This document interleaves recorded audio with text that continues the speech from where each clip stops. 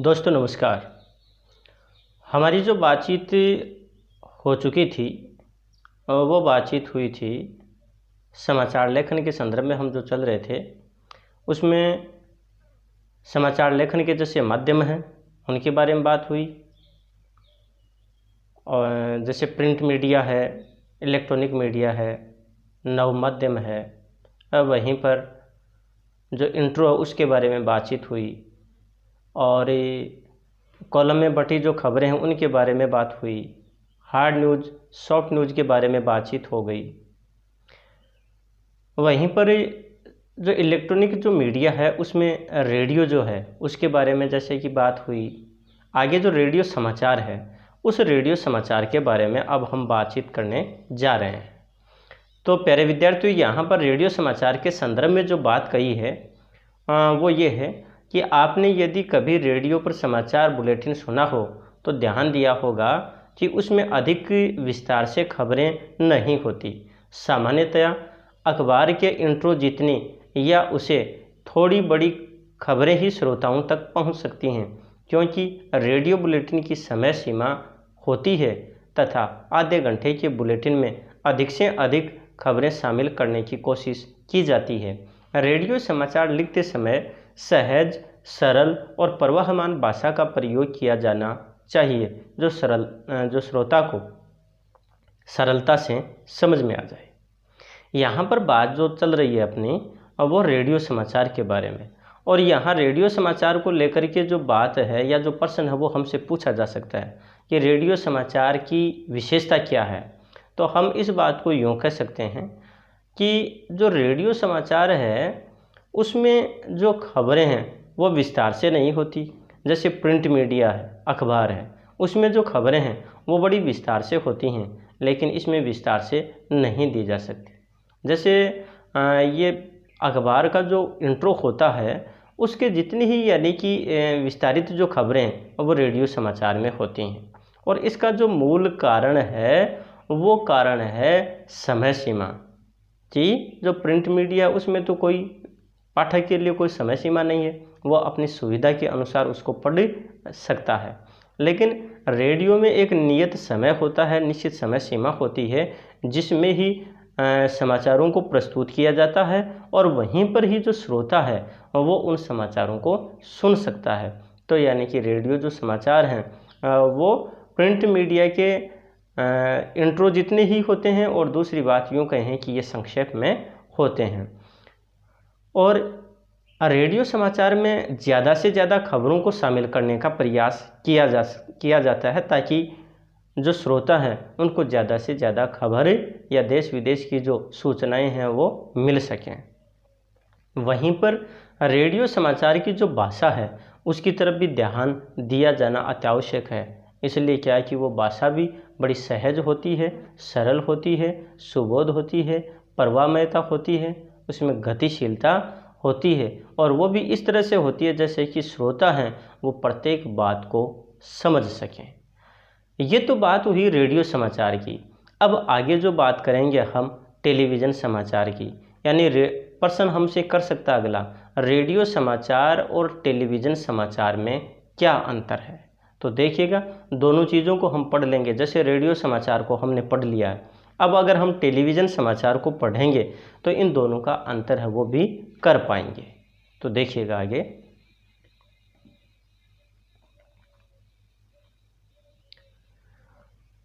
Television जिसे हम आम भाषा में टीवी भी कहते हैं, उसमें दृश्य यानी विजुअल की प्रधानता होती है। इसमें संबंधित समाचार दिखाते समय समाचार से जुड़े दृश्य भी दिखाए जाते हैं। इसी से खबरें प्रभावी और दर्शकों के लिए उपयोगी होती हैं। टीवी की दुनिया में विजुअल्स ही सब कुछ होते हैं।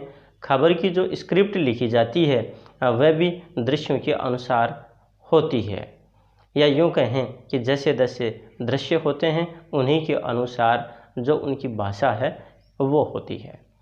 तो प्यारे विद्यार्थियों, यहाँ पर जो बात कही है वो बात है कि टेलीविज़न की स्थिति के बारे में, कि इसको टीवी भी कहा जाता है। इसमें जो खबरें हैं वो विजुअल्स भी होते हैं, यानी कि दृश्य होते हैं, दृश्यों की प्रधानता होती है।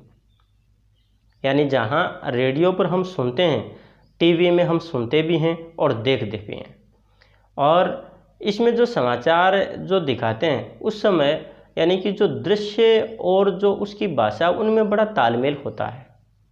यानी टीवी जो है वो दृश्यात्मक दुनिया है और उसकी जो स्क्रिप्ट लिखी जाती है यानी उसकी जो खबरें लिखी जाती हैं, कहानी लिखी जाती हैं, वो उन दृश्यों के अनुसार ही होती है। उन दोनों में तालमेल बना रहना अत्यावश्यक है। यानी कि दृश्य कोई चित्र तो कोई दूसरा दिखा रहा है और बात कोई और कह रहा है, तो उन दोनों में अगर तालमेल नहीं है तो वो जो खबर है वो निरर्थक खबर हो जाएगी।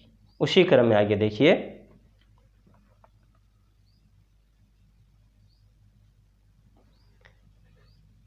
यानी जो जो दृश्य आते हैं उन्हीं के बारे में बताते हुए स्क्रिप्ट साथ चलती है। दृश्य का काम कैमरा करता है, वहीं स्क्रिप्ट लिखने का काम रिपोर्टर या संपादक करते हैं। ये स्क्रिप्ट ही खबर का रूप होती है।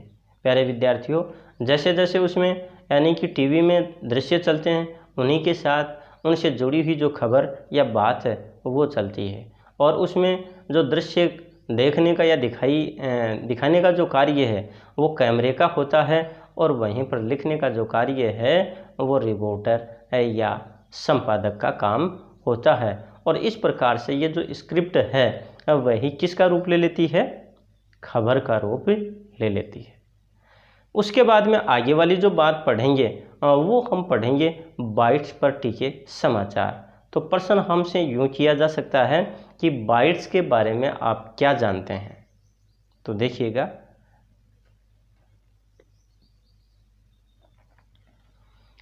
आपने देखा होगा कि टीवी समाचारों के साथ संबंधित खबर को स्थापित करने के लिए उसमें समाचार से जुड़े लोगों की 20 सेकंड से लेकर 40 सेकंड तक के लघु साक्षात्कार भी होते हैं जो उस खबर के बारे में कुछ बता रहे होते हैं। यह लघु साक्षात्कार बाइट कहलाती है। खबर को स्थापित करने में बाइट का प्रमुख स्थान है।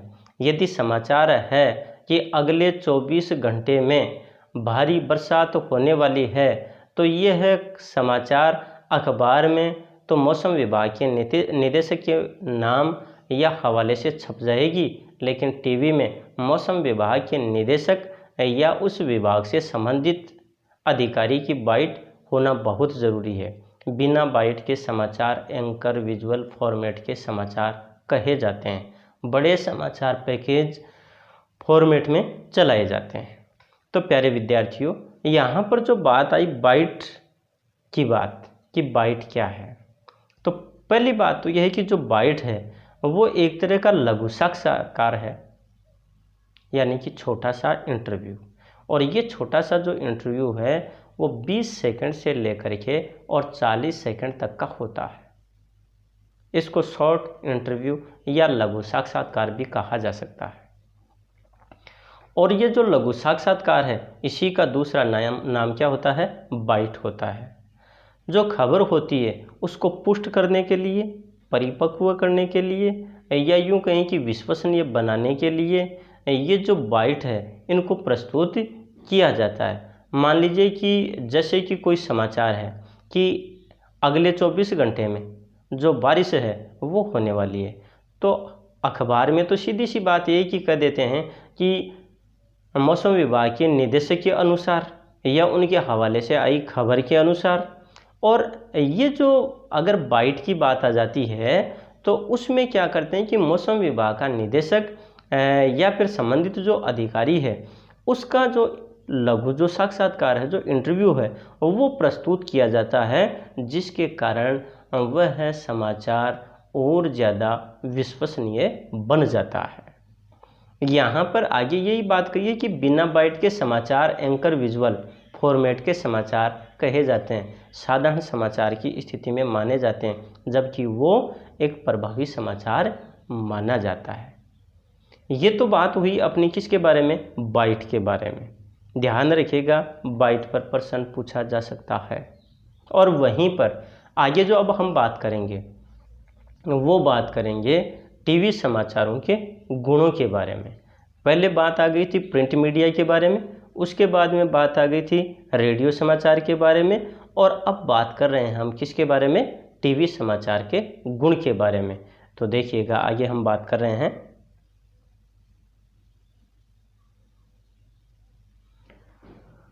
टीवी समाचार तथ्यों पर आधारित होने चाहिए। इनमें स्पष्टता होना भी बहुत जरूरी है, अन्यथा दर्शक भ्रमित हो सकता है। टीवी समाचार में संक्षिप्तता आवश्यक है, साथ ही भाषा का प्रवाह तथा ऑडियो विजुअल में साम्य होना भी आवश्यक है। टीवी समाचार या स्क्रिप्ट लेखक को तथ्यों के दोहराव से बचना चाहिए। टीवी में विशेष विषयों पर केंद्रित विशेष बुलेटिन भी तैयार किए जाते हैं, जैसे क्राइम से जुड़ी खबरों के लिए क्राइम बुलेटिन, खेल की खबरों के लिए स्पोर्ट्स बुलेटिन, या चुनाव के कवरेज को दिखाते हुए विशेष चुनाव बुलेटिन तैयार किए जाते हैं।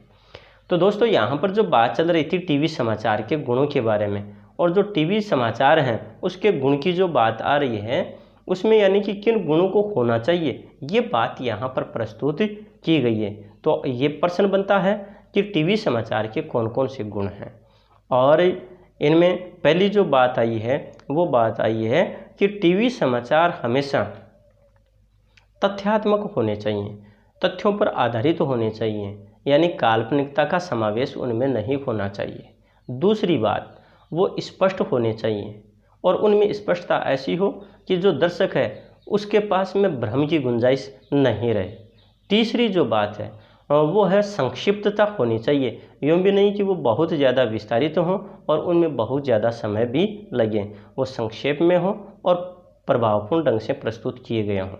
वहीं पर उनकी जो भाषा है उसमें क्या है कि प्रवाहमयता होनी चाहिए, क्योंकि ये एक तरह से ऑडियो विजुअल होती है, या यूँ कहें इसमें सर्वदर्शी माध्यम है ये, और उन दोनों का तालमेल होना चाहिए, अर्थात जैसा दृश्य है उसी के अनुरूप उसकी बात, उसकी भाषा होनी चाहिए।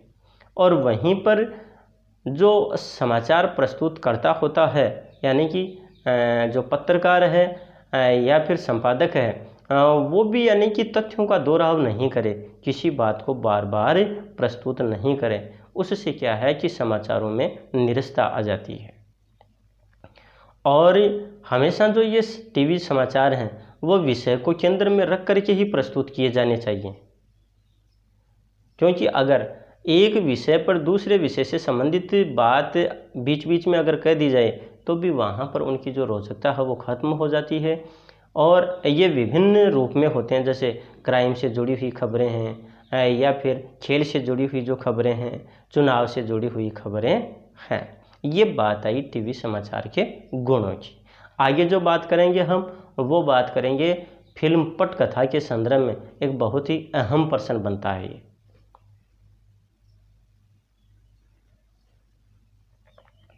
फिल्म पटकथा तो टीवी सीरियल हो या फिल्म और थिएटर, इनकी नींव में होता है राइटिंग यानी लेखन।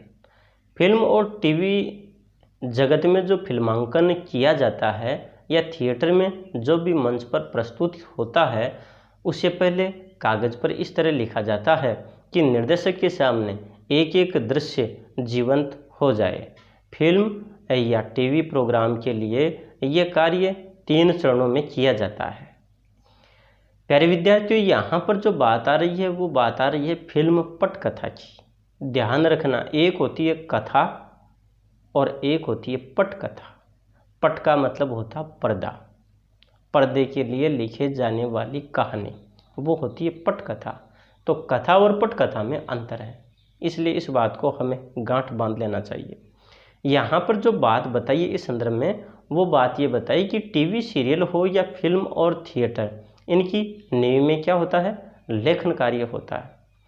और फिल्म या जो टेलीविज़न जगत में जो कुछ भी शूट किया जाता है, फिल्मांकन किया जाता है, यानी कि या फिर जो थिएटर के ऊपर जो बात आती है, मंच पर जो बात प्रस्तुत की जाती है, उसको सबसे पहले कागज़ पर लिख लिया जाता है। और वो निर्देशक के सामने एक एक जो दृश्य हैं और वो यूँ हो जाएं जैसे जीवंत दृश्य हैं कि वास्तव में ये घटना घटित हो रही है। फिल्म या टीवी प्रोग्राम के लिए ये कार्य 3 भागों में किया जाता है, और 3 भागों में जो बात होती है वो कौन कौन सी होती है उसके ऊपर हम चर्चा करने जा रहे हैं। तो देखिए,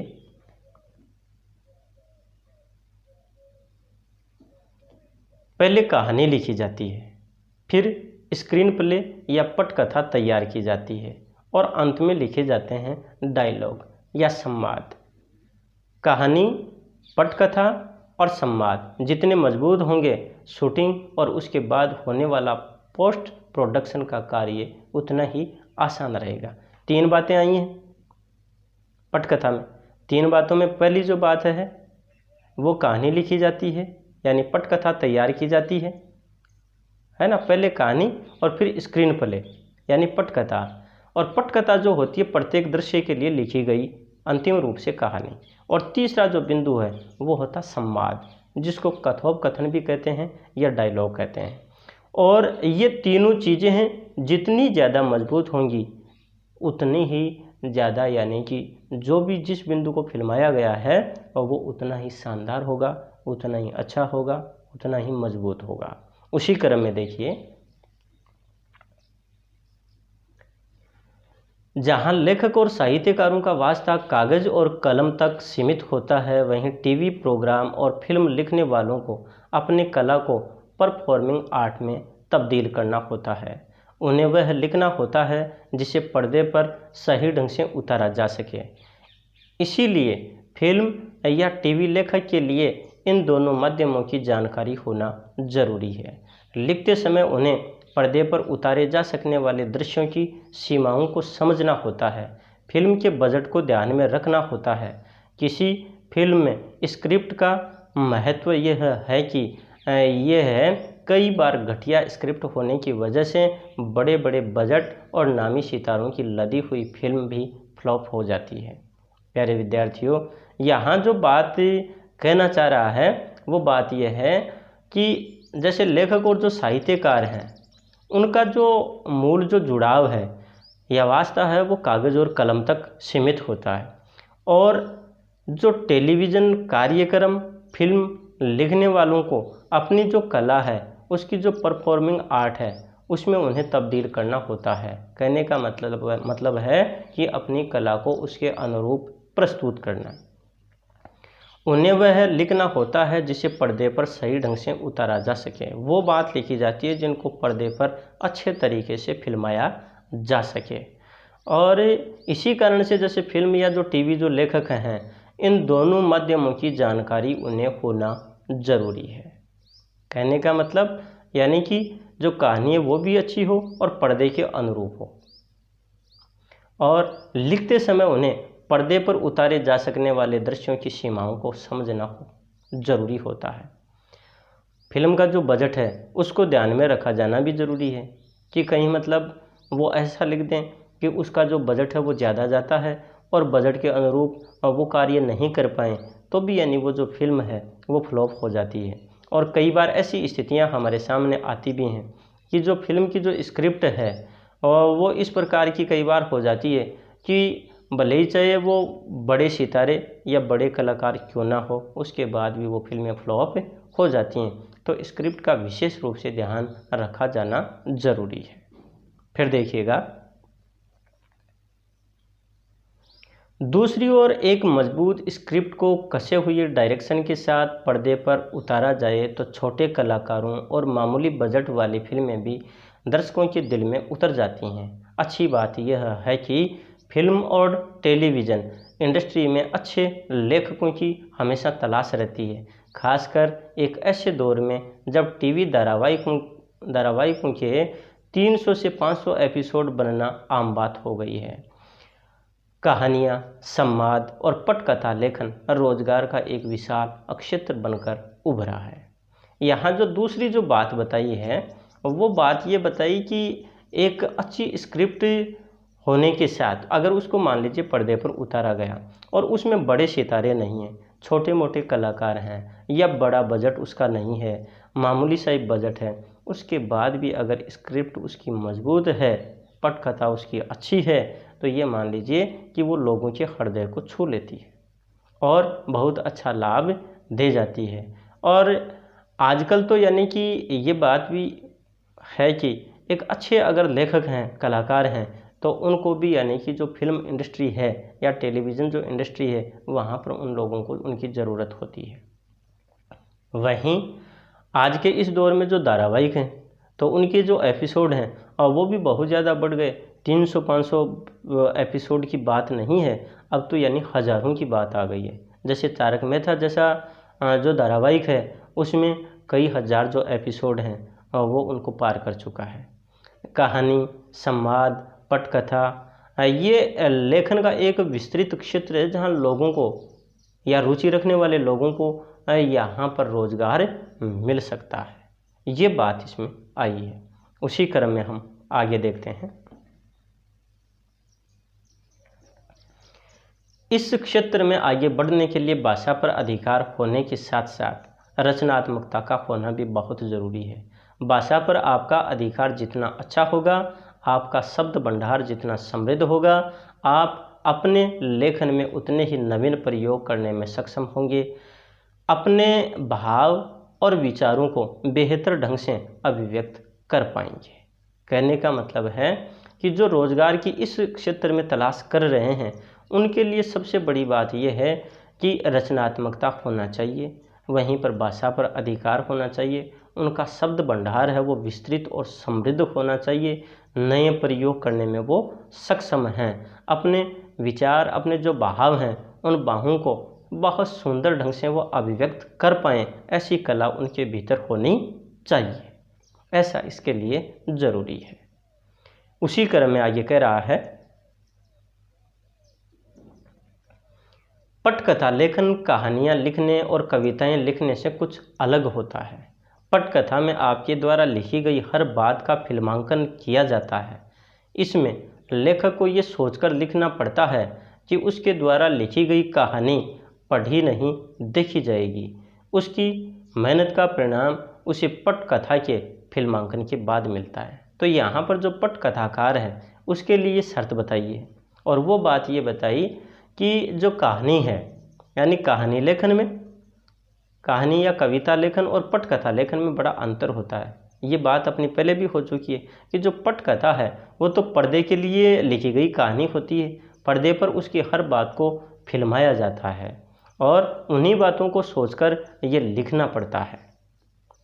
जबकि जो कहानी है उसको तो क्या है, लोग पढ़ लेते हैं, उसी से अपना मनोरंजन करते हैं, परंतु पटकथा में देखने के साथ साथ यानी कि उसको वो सुनते भी हैं, महसूस भी करते हैं।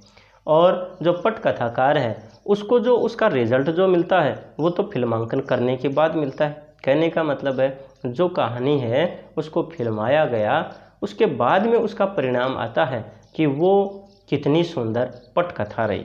इसलिए हमेशा सुंदर रूप से, सही ढंग से, तथ्यात्मक रूप से, मनोरंजक रूप से उसको लिखा जाना चाहिए। अगले बारे में या अगली कड़ी में जो बात आ रही है उसको देखिए। पटकथा लेखन एक हुनर है। अंग्रेजी में पटकथा लेखन के बारे में 50 किताबें उपलब्ध हैं और विदेशों के, खासकर अमेरिका के कई विश्वविद्यालयों में पटकथा लेखन के बाकायदा पाठ्यक्रम चलते हैं। लेकिन भारत में इस दिशा में अभी और सार्थक प्रयासों की आवश्यकता है। हिंदी में तो पटकथा लेखन और सिनेमा से जुड़ी अन्य विधाओं के बारे में अच्छी पुस्तकें नहीं के बराबर हैं।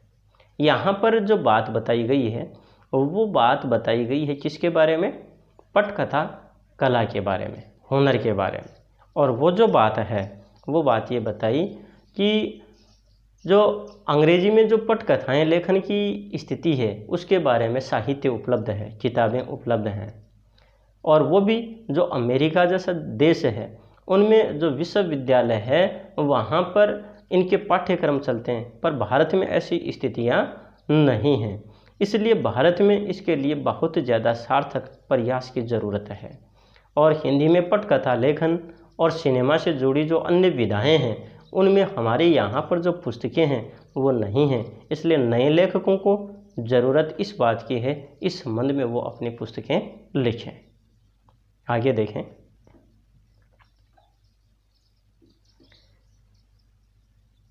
फिल्म और टीवी के प्रसार और पटकथा लेखन में रोजगार की बढ़ती संभावनाओं को देखते हुए अनेक लोग पटकथा लेखन में रुचि लेने लगे हैं और पटकथा के शिल्प की आधारभूत जानकारी चाहते हैं। पटकथानुसार मनोहर श्याम जोशी की पटकथा लेखन एक परिचय एकमात्र पुस्तक है जो उस पाठक को ध्यान में रखकर लिखी गई है जो फिल्म और टीवी में होने वाले लेखन के प्रति जिज्ञासु है। प्राथमिक स्तर की जानकारियों से शुरू करके ये पुस्तक हमें पटकथा लेखन और फिल्म व टीवी की अनेक माध्यमगत विशेषताओं तक पहुंचाती है।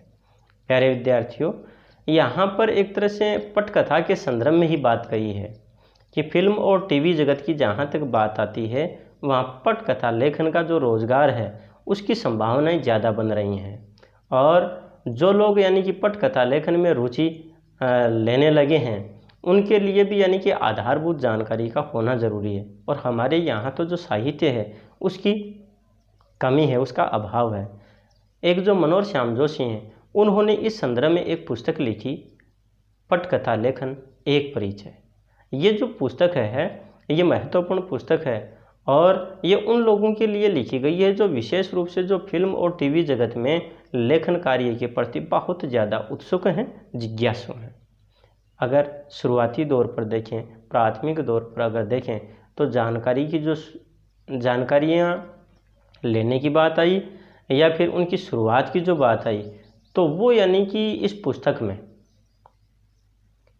पटकथा लेखन और फिल्म और टीवी की अनेक जो माध्यमगत जो विशेषताएं हैं वहाँ तक ये पहुँचाने का प्रयास करती है, वहाँ तक की यानी कि विशेषताएं उसमें मिलती हैं। प्यारे विद्यार्थियों, आज के इस वीडियो में हम इतना ही अध्ययन करेंगे और अब जो हम शेष जो बातें हैं वो आगे वाले वीडियो में करेंगे। और तब तक के लिए नमस्कार। इस चैनल को अगर आपने अब तक सब्सक्राइब नहीं किया है तो निश्चित रूप से आप इस चैनल को सब्सक्राइब कीजिए, बेल आइकन है उसको दबाइए ताकि आपको हर जो इस चैनल की जुड़ी जो यानी कि आगे अपलोड होने वाला जो वीडियो है उसके बारे में जानकारी मिल सके। आपसे एक बार पुनः नमस्कार और धन्यवाद।